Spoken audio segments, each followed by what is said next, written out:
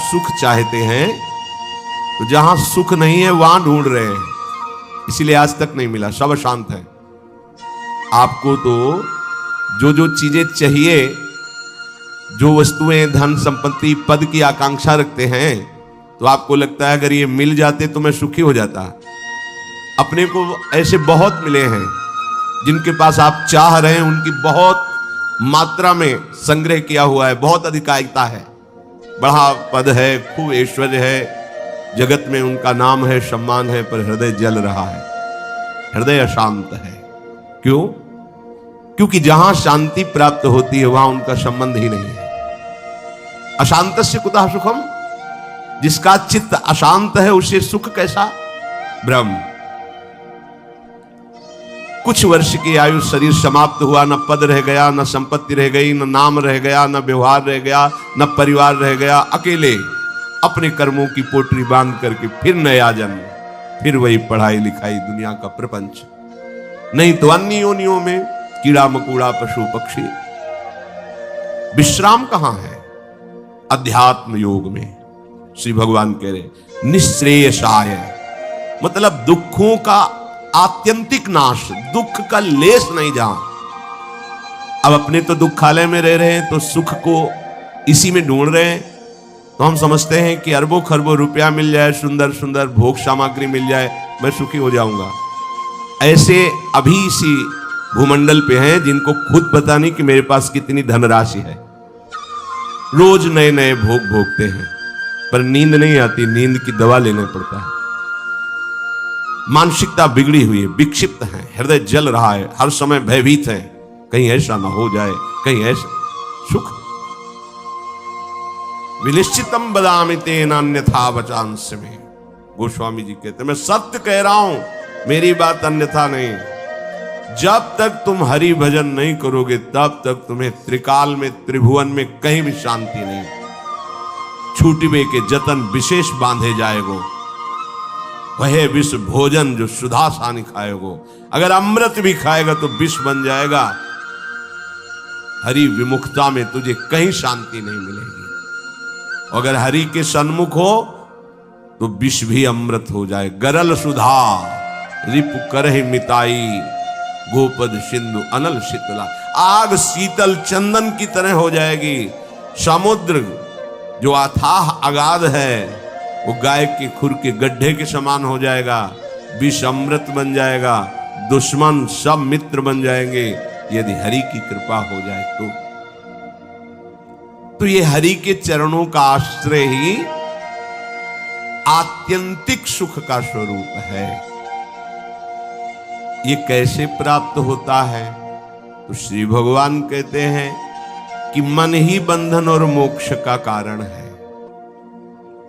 ये जब किसी विषय का चिंतन करता है भोग भावना से, किसी व्यक्ति का चिंतन करता है राग या द्वेष से, तो ये बंधन का कारण बन जाता है। अगले जन्म की ये पूरी तैयारी करा देता है। नाना प्रकार के भ्रमात्मक दुख सुखों में फंसा देता है। और जब यही मन प्रभु का चिंतन करने लगता है, प्रभु के नाम का, प्रभु के रूप का, प्रभु की लीलाओं का, प्रभु के गुणों का, प्रभु के भक्तों का, तो यही मोक्ष का खुला हुआ द्वार हो जाता है। यही मन, जब मन किसी व्यक्ति को भगवत भाव से, किसी भोगों को प्रभु की सेवा में अर्पित करने के लिए, यही मोक्ष का कारण बन जाता है। और जब किसी भोगों को स्वयं भोगने के लिए और किसी व्यक्ति को राग द्वेष से, यही बंधन का कारण स्पष्ट। इसीलिए भगवान बहुत जोर देते हैं अनन्य चिंतन पर। तुम्हारा चिंतन भगवत भाव से निरंतर चलता रहे तो जितनी श्वासें हैं वो प्रभु को अर्पित कर देने का फल होगा, प्रभु के समीप पहुंच जाना। ये तो बहुत कठिन है। मन को संसार के चिंतन से हटा करके प्रभु के चिंतन में लगाना है तो बहुत कठिन है, क्योंकि हमारी आसक्ति हो गई है शरीर में, शरीर संबंधियों में, भोगों में, पद प्रतिष्ठा में। बड़ा सुख लगता है, जब हमारा यश, हमारी प्रतिष्ठा, हमारा मान, हमारा ऐश्वर्य, हमारा संबंध ये बहुतायत में दिखाई देता है तो अहंकार को बड़ा सुख मिलता है। यही दुख में फंसने का मूल कारण है और संसार में यही उद्देश्य रखा जाता है। देखो ना ब्रह्म, जो हमारे दुख का मूल कारण है वही हम उद्देश्य लिए घूम रहे हैं, तो सुख कैसे मिलेगा? धतूरा बोओगे तो विषय खाने को मिलेगा ना, अमृत तो नहीं मिल जाएगा। अगर धतूरे में एक जीवन नष्ट करने की सामर्थ्य है तो मान, प्रतिष्ठा, प्रशंसा, भोग, भावना ये कई जन्म नष्ट करने की सामर्थ्य रखता है। बुद्धि हमारी भ्रमित है, इसलिए हम समझ नहीं पा रहे। विष तो एक जन्म मारता है, विषय देखो ना, जब से सृष्टि हुई आज तक मार ही तो रहा है। मरते मरते थक गए, मरना नहीं मिटा, फिर मरना पड़ेगा। अरे अब तो ऐसा मरो कि अब जन्मना ना पड़े, मृत्यु महोत्सव हो जाए। तो हे प्रभु, ये आसक्ति हमारी हो गई है शरीर में, शरीर संबंधियों में, भोगों में। तो जहां हमारी आसक्ति होती वहीं हमारा मन चित्त चिंतन करता है। और आप कह रहे हैं कि अगर मन चिंतन करे निरंतर प्रभु का तो मुक्त है, जीवन मुक्त है। अभी कैसे हो सकता है ऐसा? तो श्री भगवान ने कहा, प्रसंगमजरम पाशमात्मनः कवयो विदुः स एव साधु सुकृतो मोक्ष द्वारमपावृतम्। खुला हुआ मोक्ष का द्वार खुल गया। क्या? जो तुम्हारी शरीर में आसक्ति है, शरीर के रिश्ते नाते संबंधियों में आसक्ति है, भोगों में आसक्ति है, वही नरक का खुला हुआ द्वार है। कैसे? त्रिविधम नरकस्येदम द्वारम नाशन मात्मनः कामः क्रोधा तथा लोभा तस्मादेत्रयम् त्यजेत। जब तुम शरीर भाव से होते हो तभी तुम्हें काम वेदना सताती है। काम में बाधा पड़ने पर क्रोध का जागरण होता है, क्रोध ही नाश का स्वरूप बन जाता है। क्रोध हमारी स्मृति का नाश करता है, स्मृति से बुद्धि नष्ट हो जाती, बुद्धि नाश ही सर्वनाश हो जाता है। काम, क्रोध और लोभ ये नरक के खुले हुए द्वार है। अगर यही आसक्ति प्रभु के प्रेमी महात्मा के चरणों में हो जाए तो कह रहे हैं मोक्ष द्वारम अपावृतम, खुल गया मोक्ष का द्वार। अब बस केवल प्रवेश करना है, अर्थात उनकी आज्ञा का पालन करना है। जो आसक्ति शरीर में, भोगों में, संबंधियों में है, यदि वो श्री भगवान के प्रेमी महात्मा सदगुरुदेव के चरणों में हो जाए तो मोक्ष का खुला हुआ द्वार है। अजात शत्रुः, अगर एक भी व्यक्ति के प्रति शत्रु भाव रहेगा तो यहां लौट के आना पड़ेगा। एक भी व्यक्ति से आसक्ति हो गई तो लौट के आना पड़ेगा। मृग के बच्चे से हुई मृग बन गए, पुरंजनी से हुई पुरंजनी बन गए। हमारी ऐसी भगवत भावना बढ़े कि पूरी सृष्टि में कोई एक भी शत्रु ना हो। जो तुमसे द्वेष करे उसको प्रणाम करो। यदि भगवत प्राप्ति के मार्ग में बढ़ रहे हो, जो तुमसे ना बोले उससे तुम कभी भी रूठो मत। सामने पड़े तो राधे राधे, श्री हरि। कभी ऐसा नहीं कि ये तो दुष्ट है मैं गाली देता, नहीं नहीं। हमारा प्रभु ही हमारे हृदय को मजबूत करने के लिए ऐसा स्वांग रच रहा है। सच्ची मानना, भगवान अपने भक्त को समर्थ बनाने के लिए लीला करते हैं। वही है, कोई दुष्ट नहीं है।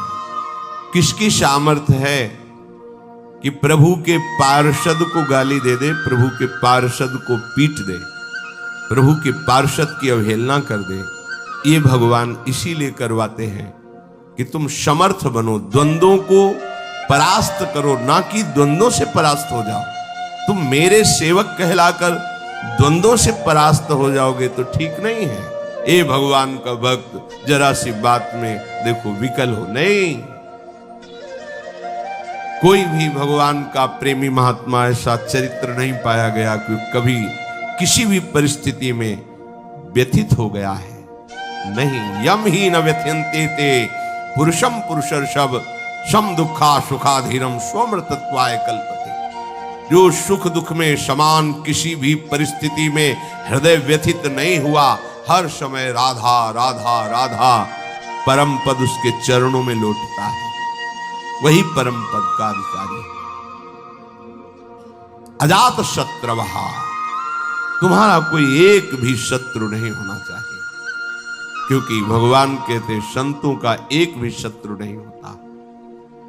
अपना मन ही शत्रु है, कोई और बाहर शत्रु नहीं।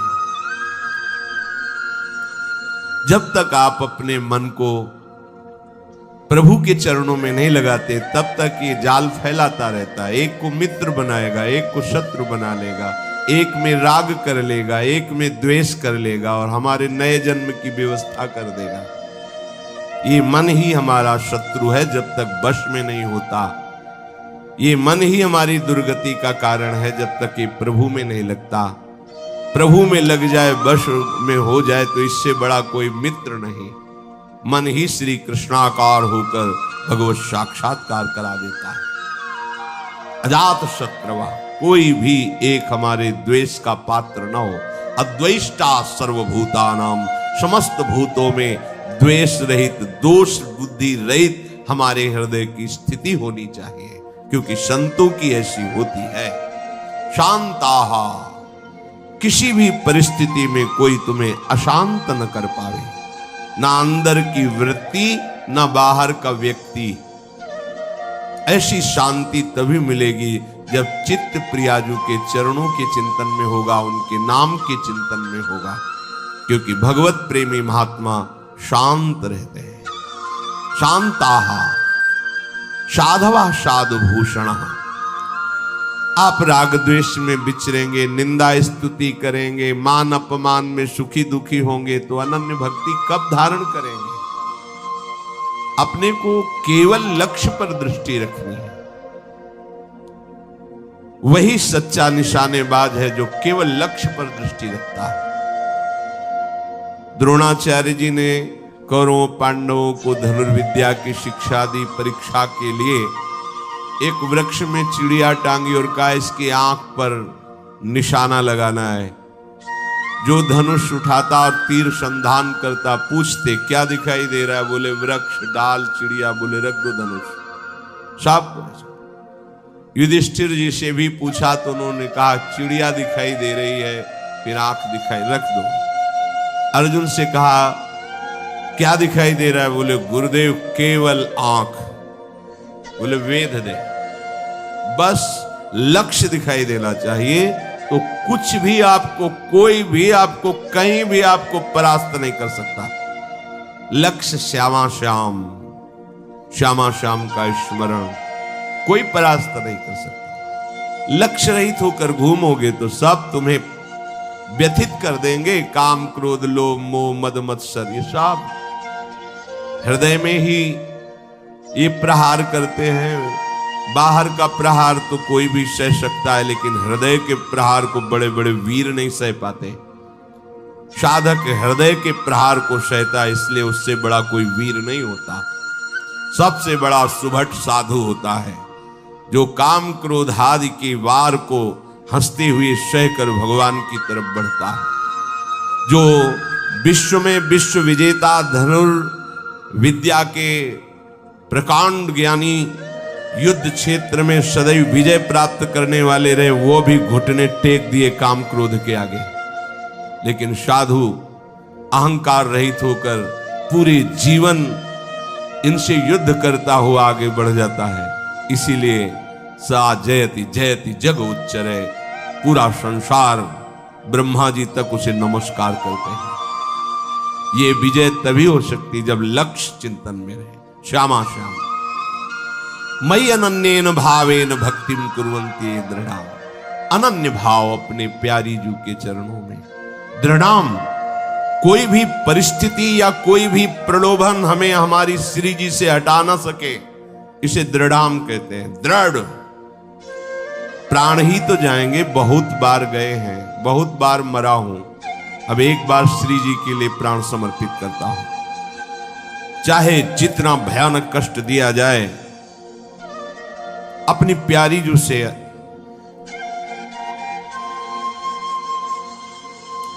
एक क्षण के लिए भी वृत्ति नहीं हटा सकता।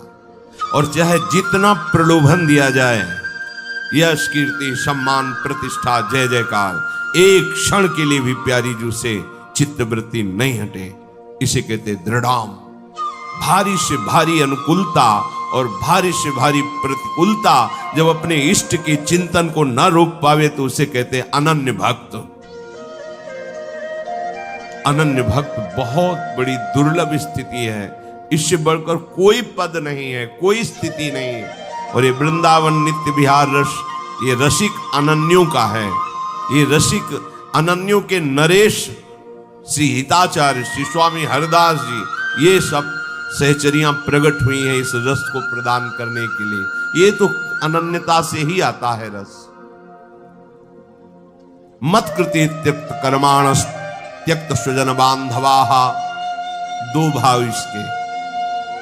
मेरे लिए सारे सांसारिक कार्य छोड़कर केवल भजन, ये निवृत्ति मार्ग पर विरक्त भाव। और जो भी कर्म कर रहे हैं वो प्रभु को समर्पित करना, एक गृहस्थ प्रवृत्ति मार्ग पर, दोनों को ये करना होगा। मत कृते त्यक्त कर्माणस, मेरे लिए सारे कर्म समर्पित करना, ये गृहस्थ। और मेरे लिए सारे संसार के कर्म छोड़कर एकमात्र केवल प्रियालाल संबंधी चेष्टाएं, ये है विरक्त।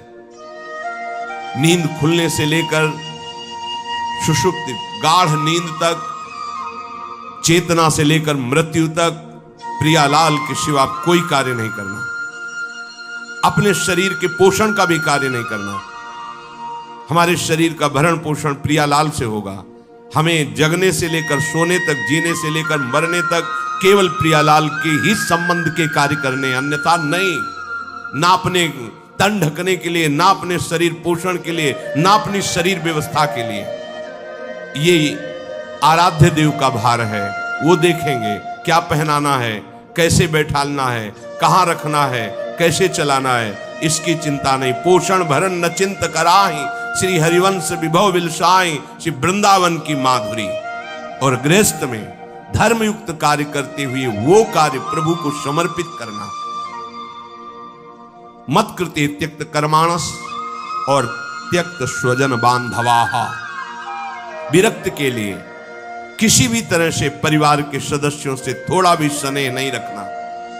अगर है तो केवल प्रियालाल के लिए है, प्रियालाल के संबंध के लिए है, प्रियालाल की प्रसन्नता के लिए है। हम घर में रहते हैं, पत्नी पुत्र परिवार आदि के लिए व्यापार नौकरी करते हैं, उनको सुख पहुंचाते हैं। इसका फल हो कि प्रियालाल प्रसन्न हो जाए, क्योंकि हमें ड्यूटी दी, हमें सेवा दी कि इतने परिवार का पोषण तुम करो, पर वो हम कर रहे हैं प्रियालाल के लिए, हो गया। विरक्त किसी भी तरह से अपने शरीर संबंध की वासना का पोषण न होने दे।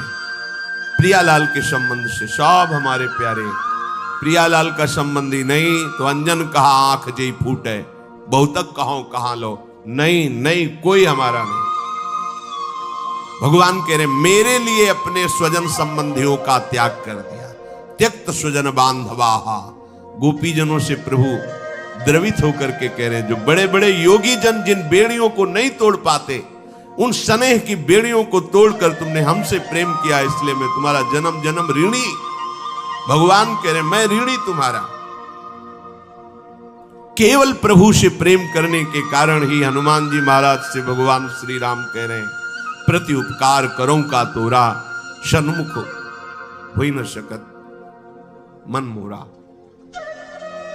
अय वत्स, तुमने जो समर्पण करके हमारे प्रति अनन्य भाव प्रकट किया है, इसके बदले में मैं तुम्हें क्या दे सकता हूं? सकुच के कारण मेरा मन सन्मुख नहीं हो प्रभु के। तुम संतात उरिन मैं नाही। ओहो, अखिल लोकों का दाता बोल रहा है, तुम संतात उरिन। ये अनन्य भक्त के लिए शब्द है, दूसरों के लिए नहीं। भगवान जब अहेतु की कृपा करते हैं तब ऐसी भक्ति जागृत होती है। भक्तों के संग के प्रभाव। त्यक्त स्वजन बांधवाहा, ये न तुम्हारे थे न है न रहेंगे। श्रुत बनितादि जान स्वार्थ रत ना करुणे सभी ते, अंत ही तो ही तजेंगे पामर तू न तज। तुझे समझ में नहीं आ रहा। अरे जिंदगी में लाखों का मेला जुड़ा, हंसा जब जब उड़ा तो अकेला उड़ा, कोई तेरे साथ नहीं होगा। तेरा सच्चा साथी हरि तेरे साथ होगा, पर उस साथी से तो तुमने कभी प्यार ही नहीं किया, कभी उसको सुमिरन ही नहीं किया, तो फिर भोगना पड़ेगा। बहुत बड़ा प्रपंच है ये माया का। त्यक्त स्वजन बांधवा, चाहे गृहस्थ में हो चाहे विरक्त में हो। गृहस्थ में हो तो वो प्रभु के जन है, उनकी सेवा का फल प्रभु की प्रसन्नता। विरक्त में हो बिल्कुल किसी तरह से कोई संबंध नहीं, केवल प्रियालाल के संबंध से ही संबंध है। नाते नेह राम के मनियत, सुहद सुसेव्य जहालो। मदाश्रय,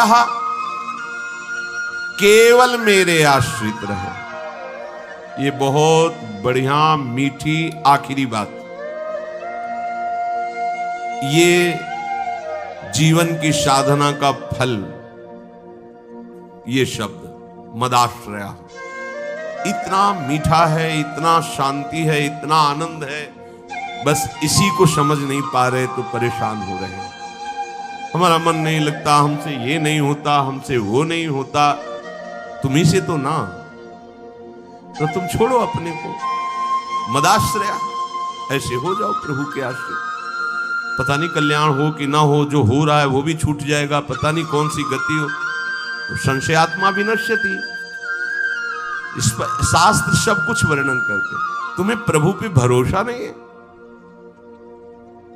प्रभु का आश्रय ये पूरे जीवन में इसी ने चलाया है, मदाश्रया ने इसी ने पोषण किया है, और यही हमें बेपरवाह रखा है ना प्रभु। मदाश्रया प्रभु का कोई साथी नहीं है, कोई साथी नहीं। एकमात्र श्री हरि, एकमात्र प्रिया जी। आश्रय ये बहुत अमृत शब्द है, समझ में केवल आ जाए। अभी इसी क्षण बिना साधना के मुक्त हो, अगर ये बात समझ में आ जाए। पर अभी तो समझ में आ सकती कुछ मिनट के लिए, क्योंकि यहाँ का वायुमंडल है मदाश्रया का। तो अभी सब पर गेट के बाहर निकलते ही हवा बदलेगी तो विचार बदल जाएंगे। मदाश्रया ये गुरु कृपा से आई हुई भारी विपत्ति, प्रतिकूलता, असाध्य रोग, अपमान, निंदा, ये सहयोगी होते मदाश्रया के लिए। ये मदाश्रया में बहुत सहयोगी होते हैं, और इनको कौन चाहता है, इसीलिए मदाश्रया नहीं हो पाता। वो हम के आश्रित रहता है। साधना का आश्रय ले सकता है, क्रियाओं का आश्रय ले सकता है, व्यक्ति का आश्रय ले सकता है, लेकिन मदाश्रय भगवद आश्रित। और भगवद आश्रित बहुत बेपरवाह और ऐसी वस्तु मिलती है जो किसी साधना से नहीं मिलती। पर ये हृदय का विषय होता है, वाणी का नहीं होता। केवल वाणी के कहने से हृदय शांत नहीं हो जाएगा। निज सुख बिन मन होई की थीरा, जब तक मन में ये आश्रय जागृत नहीं होगा तब तक बात नहीं बनेगी। और ये जागृत तभी होगी, लिख लो, जब तुम्हारा अपमान होगा, निंदा होगी, शरीर किसी असाध्य रोग से ग्रसित होगा, सब तिरस्कार करेंगे, सब, कोई सृष्टि में प्यार से देखने वाला नहीं होगा, तब सच्चा मदाश्रय उदय होता है। प्रभु आपकी सेवा, वो हृदय की जो धारा प्रभु की तरफ बही निहाल कर, तो एक कदम मेरी तरफ चल के तो देख, पूरी सृष्टि न झुका दूं तो कहना। भगवान के वचन, एक कदम तो चल के देख मेरी तरफ। ये अंदर की बात है, बाहर से आप कहोगे तो हम 500 किलोमीटर से आए, एक कदम की क्या बात है। बाहर से दौड़ने वाला कोई वीर नहीं कहा जाता। अंदर तो आप वहीं बैठे हुए हो, शरीर में, उस शरीर संबंधियों में, शरीर भोगों में, एक कदम कहां चले। अंदर की बात है आपको। ये मदाश्रया अंतिम सांस तक हो जाए तो परम पद भी मिल जाएगी। बहुत बार बता चुके, फिर समझ लीजिए। द्रौपदी जी महान भक्ता हैं, भगवान से मिलती हैं, बात करती हैं, पर ये विपत्ति, ये दुख, ये असाध्य रोग, ये अपमान, ये निंदा, ये मदाश्रया को जागृत करता है, दूसरा नहीं, दूसरा नहीं। अभी तक पूर्ण मदाश्रया द्रौपदी जी नहीं थी, क्योंकि जब कर्ण और दुर्योधन के आदेश से दुशासन महल में प्रवेश करता है और बाल पकड़ करके अपवित्र दशा में उनको घसीटते हुए सभा में लाता है, तब एक बार भी नहीं बोली हा श्री कृष्ण। क्यों? अंदर आश्रय है। ऐसे महावीर है कि अगर भीम गदा उठा ले तो त्रिभुवन में सामने उनके टिकने वाला वीर नहीं है। अर्जुन अगर गांडीव चढ़ा ले तो किसी को भी ललकार सकते हैं, भगवत शक्ति से संपन्न है।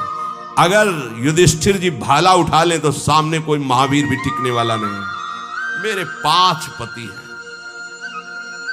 और सभा में परम धर्मात्मा भीष्म जी विराजमान है, जो महात्मा है। क्या उनके होते हुए ऐसा हो सकता है? द्रोणाचार्य जी हैं, कृपाचार्य जी हैं, बड़े बड़े वीर बैठे। एक बार भी नहीं है कि मेरे श्री कृष्ण हैं। पढ़ के देख लो, व्यास भगवान द्वारा रचित महाभारत, उसका स्वाध्याय किया है पूर्व में। एक बार भी नहीं आया कि मेरा परम प्यारा मित्र श्री कृष्ण है ना, वो बचा लेगा। अगर ऐसा आता तो दुशासन केस में हाथ ही नहीं रख सकता था। विश्वास कीजिए, महल में ही केस नहीं पकड़ सकता था द्रौपदी के। गई सभा में बड़ा उपहास कर रहा है, कर्ण और दुर्योधन गंदे शब्दों से बोल रहा है। नहीं बोलना चाहिए। ऐसी धर्मात्माओं की सभा में ऐसी महान देवी को ऐसे शब्द नहीं बोलने चाहिए। बड़े अपवित्र शब्द बोले। तब उनकी दृष्टि गई तो 5 पति सर झुकाए बैठे हैं, कोई देख भी नहीं रहा है। कृपाचार्य द्रोणाचार्य सदगुरु हैं, पिता की तरह हैं, कोई नहीं बोल रहा। भीष्म जी की तरफ देखा और कहा, मैं केवल इतना पूछना चाहती हूं कि क्या केवल महाराज युधिष्ठिर को अधिकार है मुझे हारने का? क्या यह धर्म है? अगर है तो आप केवल बोल दीजिए, मैं सब कुछ सह जाऊंगी। अगर धर्म नहीं तो मैं समर्थ हूं, हर एक को दंड देने में समर्थ हूं। कान में लग करके गांधारी जी ने बाद में कहा था धृतराष्ट्र से कि होश में हो जा, पूरी सभा को भस्म करने की सामर्थ्य द्रौपदी रखती है, क्योंकि वो महान देवी कोई साधारण मां के गर्भ से पैदा हुई नहीं, यज्ञ से प्रकट हुई है। कहां कोई बात सुनने वाला? खींच रहा है दुशासन, 10,000 हाथियों का बल रखता है। द्रौपदी जी हाथ से पकड़े हुए थक गई।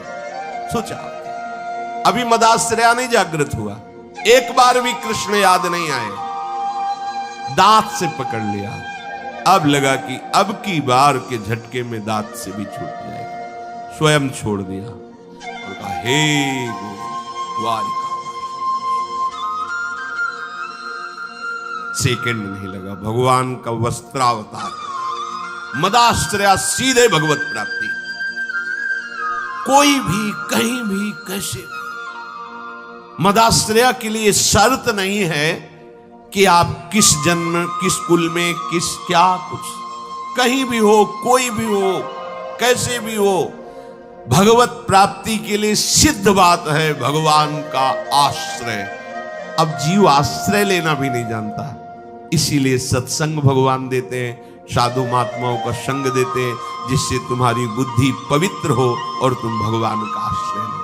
जो संत जन होते हैं वो मदाश्रया, भगवद आश्रय, ऐसे चमत्कार जीवन में प्रकट होते हैं जो भगवद आश्रित, तपस्या और साधन, ये सब एक तरफ, ये बीच में ऐसे रकील खींचिए, एक तरफ मदाश्रया और एक तरफ जिस क्षण आश्रय लिया उसी क्षण से आपकी समानता करने वाला कोई नहीं रह गया। बार बार समझाने के लिए कहते हैं, जैसे बाली वैसे ही सुग्रीव, इतना भी अंतर नहीं, ना आचरण में ना बल में, किसी भी तरह समान भाई थे लोग। और रूप भी बाली और सुग्रीव को खड़ा कर दे तो भगवान भी पहचानने में, तभी माला पहनाया था भगवान, एकदम एक रूप, एक बल, एक स्वभाव, एक गुण, दोनों ऐसे भाई थे। जब भगवान ने बाण मारा, सामने देखा कोटि कंदर्प दमनी मर्यादा पुरुषोत्तम भगवान गंभीर मुद्रा, तो हृदय में तो महान प्रीति है, बड़ा प्रसन्न है कि वैसे तो मैं इस लायक ही नहीं था, जो योगियों के ध्यान में नहीं आते हो हमारे सामने खड़े हैं, पर थोड़ा इनसे बात भी तो कर ले। तो कहा प्रभु सुन रखा है कि आप समदर्शी हो, फिर पर आज आपकी समदर्शिता दिखाई नहीं दे रही, पक्षपात दिखाई दे रहा। मेरा भाई है, पता नहीं आप जानते हैं पूर्ण रूप से कि नहीं, पर मैं जानता हूं क्योंकि साथ ही खेला हूं। मेरे आचरणों से उसके कम आचरण नहीं है, जैसा मैं वैसे ही मेरा भाई मैं जानता हूं। पर ये क्या, एक का पक्षपात लेके छुप के हमारी छाती में बाण मारा। मैं बैरी सुग्रीव प्यारा, क्या कारण? एक शब्द यही भगवान का था, ऐ देहाभिमानी, तूने सुन नहीं रखा था कि ये मेरी शरण में हो गया है। अभी अभी हुआ है, कोई तपस्या नहीं, कोई साधना नहीं, और हुआ कैसे? महाभागवत हनुमान जी के द्वारा कराया। बस ये मदाश्रया शब्द बहुत बड़ा है, बहुत बड़ा, बस इसका परिचय नहीं मिल पाता है। ये कैसे हूं ऐसा लगता है। हाँ अब क्या करूं, तब साधन बताया जाता है, करो, क्योंकि तुम्हारा करने में राग है। जब करते करते हार जाओगे तब फिर यही शब्द बताया जाएगा, मदाश्रया, हो जाओ भगवान के आश्रित।